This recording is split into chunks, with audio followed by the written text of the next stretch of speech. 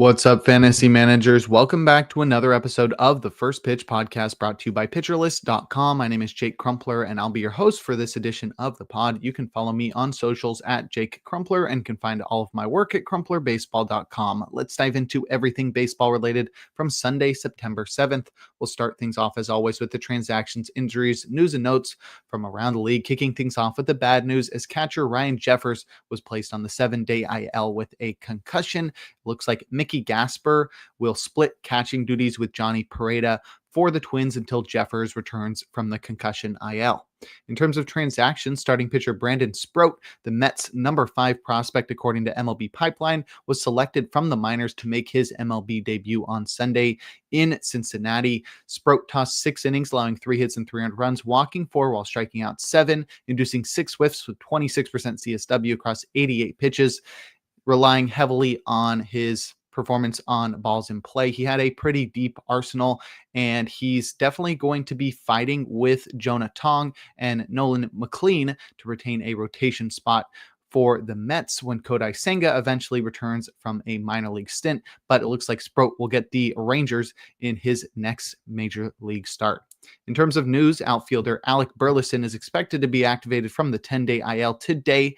He has been out with wrist inflammation, and Burleson will take over every day in left field for the Cardinals, seeing some time at first base as well, which will force Lars Nootbaar to move around the outfield from left to right and center, which should take some time away from Jordan Walker, Victor Scott II, and Nathan Church. Next, we have starting pitcher Jansen Junk, who's expected to be activated from the 15-day IL to start today versus the Nationals. Junk has been out with ulnar nerve irritation, and I would not be starting him in that start despite the weak offense he's facing. This is a still ill matchup for Jansen Junk. And lastly, third baseman Max Muncy is expected to be activated from the 10-day IL. He's been out with an oblique strain, and Muncy will reclaim everyday duties at the hot corner for the Dodgers, which will shift Miguel Rojas to the bench. Now we can take a look at our notable performances from Sunday, a day in which we had a full slate of 15 games. We'll start it off with our hitters, leading off with catcher Carson Kelly, who did all he could, but the Cubs lost to the Nationals. He went 2 for 4 with 2 runs, 2 homers, and 2 RBIs. He's up to 16 homers on the year now. First one traveled 384 feet at 106 miles per hour, and the second one went 399 feet at 105 miles per hour. Kelly opened the season looking like one of the best hitters in baseball, producing a 257 WRC plus with 7 homers in April, hinting at a potential full season breakout for the longtime catcher. But Kelly's been more his typical self ever since then, recording just 1 month with a WRC plus north of 100 and hitting just 9 home runs the rest of the way. Kelly's robust batted ball metrics have fallen by the wayside as well. And while the overall season long numbers paint 2025 as the best of Kelly's career, there isn't much supporting a 2026 repeat. So I probably won't be targeting him coming off a career season in fantasy drafts next season. And lastly, we've got outfielder Jackson Merrill, who helped the Padres to win in Colorado, going 3 for 5 with 2 runs, a double, a home run, and an RBI. Was his 10th homer of the year, and it traveled 372 feet at 103 miles per hour. Merrill looked poised to back up his impressive rookie campaign, batting .378 with a trio of homers through his first 10 games of the season, while continuing to look strong at the plate following a month-long IL stint right after that. But it's been a while since Merrill looked like the 5-WAR player he was last year. Since May 13th, Merrill has batted just .212 with 5 homers and a 71 WRC plus without the batted ball metrics to suggest that he deserves better or has been unlucky. Sunday was a change of pace and hopefully the start of a strong finish to the season, because Merrill was a popular pick in the first 3 rounds of fantasy drafts, and on top of that inked a 9-year $135 million contract extension with the Padres in April amid his hot start. And I think the Padres could be regretting that now. Having gotten bit by Merrill in my home league, I drafted him in the 3rd round. I don't expect him to be one of my targets in next year's fantasy drafts. But if you'd like a breakdown of other notable hitting performances from Sunday, check out the daily Batters Box article over on pitcherlist.com. Now we'll head to the mound and check out some notable starting pitching performances, opening with Luis Castillo, who helped the Mariners to win in Atlanta, tossing 6 innings, allowing 4 hits and 1 run while walking nobody and striking out 6. He induced 19 whiffs with 29% CSW across 82 pitches. And Castillo's 2025 fall off was somewhat predictable with the direction his career was going. I know when I was writing up my top 100 starting pitchers, I had Castillo lower than most people were ranking him. And while Castillo has retained his durability to remain fantasy relevant this year, he hasn't shown many glimpses of his former self. But we did get one glimpse on Sunday as Castillo was able to locate heaters upstairs to great effect, inducing 12 whiffs and 33% CSW, turning to sliders as his main secondary weapon and keeping them low to pull off the Blake Snell blueprint with heaters upstairs and breakers down low, while the slider returned 5 more whiffs and 42% CSW. Castillo's once signature changeup continues to be difficult for him to command, ultimately limiting its effectiveness as the slow ball returned just a pair of whiffs and 18% CSW on Sunday. And Castillo is more of a great performer in deep leagues because of his durability, and he's very solid, but he doesn't have that ceiling that makes him more than a streamer in standard leagues. But if he's available for streaming in your standard league in his next start, I'm not opposed to acquiring him as he takes on the Angels. And lastly, we've got Patrick Corbin, who helped the Rangers to win against the Astros, tossing 5 2/3 innings, allowing 3 hits and 1 run while walking 1 and striking out 5. He induced 17 whiffs with 37% CSW across 82 pitches.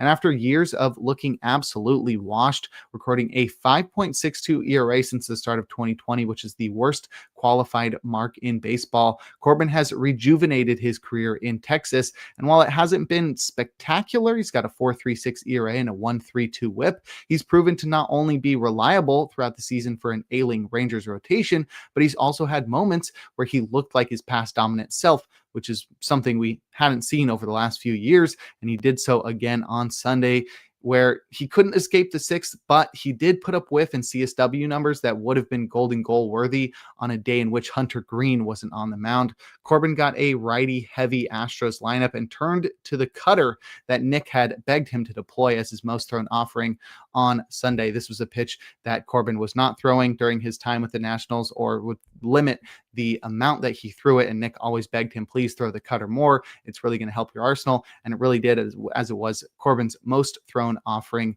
on Sunday, as he jammed righties for 7 whiffs and 38% CSW with the pitch, and paired it with tunneled sinkers that snuck back over the plate for 88% strikes. Changeups were spotted beautifully down and arm side, returning 4 whiffs and 39% CSW, while Corbin's signature slider was placed below the zone, earning chases to great effect as Corbin threw the breaker in the zone less than 10% of the time, and it still induced 6 whiffs for 38% CSW. Corbin's pitch separation was incredible in this one, and his ability to command his pitches makes up for his lack of overwhelming stuff. And as good as he was here, I'm still a bit hesitant to stream him in New York against the Mets up next. But if you'd like a breakdown of every single start from Sunday, give the Plus Pitch podcast a listen and check out Nick's daily SP roundup over on pitcherlist.com. Now I'll head to the bullpen and check out the relievers that got saves and the closers that pitched outside of save situations or blew their saves, starting with the former. Cade Smith struck out the side in order for his 11th save of the year. Jack Dreyer recorded his 3rd save with a scoreless 9th. Tanner Scott had pitched on back-to-back days, so he got the day off. David Bednar recorded his 22nd save with the perfect 9th. Tony Santillan worked around a solo shot for his 5th save. Emilio Pagan had pitched on back-to-back days, so he was receiving a day off. Lake Backer worked around a run for his 3rd save. Calvin Fauché pitched in that one, allowing 2 runs in the 6th, and Ronnie Henriquez also pitched, recording 4 outs across the 7th and 8th without allowing a run. Genesis Cabrera got the final out of the game for his 1st save. Justin Topa pitched right before him, recording 3 outs across the 8th and the 9th, but couldn't finish off the game. Riley O'Brien pitched a scoreless 9th for his 3rd save. Jojo Romero pitched a scoreless 8th in that one. Jose Ferrer pitched a scoreless 9th for his 7th save. Sean Armstrong also recorded his 7th save with a perfect 4-out outing. Kenley Jansen had a perfect outing, pitching the 9th for his 26th sixth save. And lastly, Aroldis Chapman struck out 4 batters in a perfect ninth. Well, somewhat perfect. He did allow a runner to reach first on a wild pitch, but that's how he was able to strike out 4 batters on the way to his 29th save of the season. And in terms of closers to pitch outside of save situations or blow their saves, Keegan Akin pitched a hitless 7th, trailing by 2. Akin hadn't pitched since Wednesday, and the Orioles are off today, so this was a maintenance outing. Jeff Hoffman pitched a hitless 8th, down by 1. He hadn't pitched since Wednesday, and the Blue Jays are off today, so this was a maintenance outing for Hoffman. Dennis Santana pitched a scoreless 9th, losing by 8. He also hadn't pitched since Wednesday, and the Pirates are off today, so this was a maintenance outing for Santana. Will Vest pitched a scoreless 8th, trailing by 2, and yeah, you guessed it, Vest hadn't pitched since last Wednesday, and the Tigers are off today, so this was a maintenance outing for Vest. And lastly, Daniel Palencia surrendered 5 runs on 2 homers to blow his 3rd save and take his 6th loss. But if you'd like more information on relief pitchers, check out Rick Graham's weekly articles over on pitcherlist.com. And before we look forward to today's games, we're going to take a quick break. Now we'll look forward to Monday, September 8th, a day in which we'll have just 11 games on the slate beginning at 6:40 p.m. Eastern Time. In terms of my matchup of the day, I like Garrett Crochet versus Luis Morales. Crochet is coming off a pretty terrible start last time out, maybe one of his worst of the season, but he's had a Cy Young caliber campaign, and I expect him to be fun to watch, while Morales has had a great beginning to his career. He's been incredible for the A's, and I'm excited to see him continue that against a tough matchup against the Red Sox in the A's home stadium. In terms of probable starters, we've got 5 guys in the auto starts tier, including Crochet. We've also got Tyler Glasnow versus the Rockies, Brian Wu versus the Cardinals, Shota Imanaga in Atlanta, and Logan Webb versus the Diamondbacks. Our probably starts tier has 5 guys, and that's where we'll find our streamer of the day in Cade Cavalli in Miami. He's got great stuff. His control is still returning as he was injured for a couple of years, but Cavalli stuff is so good, and he took down the Marlins last time out. I think this is a pretty clear stream of Cavalli in Miami. I'd also keep an eye out for Jacob Latz versus Milwaukee. This is the very bottom of the questionable starts tier, but Latz has been very solid this year as he's transitioned from the bullpen to the rotation. So if you're desperate, you can go for Latz versus the Brewers, but I'd be careful of that one, obviously, because the Brewers are the best team in baseball this year. In terms of hitter suggestions, I'd be targeting Mets hitters versus Aaron Nola and his 6.78 ERA in Citizens Bank Park. I'd also target Cubs hitters versus Bryce Elder and his 5.54 ERA in Wrigley Field. I'd also target Reds hitters versus Yu Darvish and his 5.75 ERA in Petco Park. And lastly, I'd target Dodgers hitters versus Chase Dollander and his 6.77 ERA in Petco Park. And now we'll close things out with our relievers to watch. Cade Smith has pitched 3 in a row, and Hunter Gaddis has gone back-to-back, so maybe we see Eric Sabrowski get a save opportunity for the Guardians. Jose Ferrer has pitched on back-to-back days, so Cole Henry should be the Nationals closer on Monday. And lastly, Daniel Palencia has gone back-to-back, so one of Andrew Kittredge or Brad Keller could get a save opportunity for the Cubs on Monday. But that'll do it for today's episode of the First Pitch Podcast. Make sure to head on over to pitcherlist.com to check out all of the great articles and features we have on the site. Sign up for PL Plus or PL Pro to gain access to the Discord and to support the Pitcher List staff. You can follow me on socials at Jake Crumpler. Tune in live on YouTube tomorrow and every day for a new installment of the podcast. And make sure to enjoy the day as we are blessed with another day of baseball.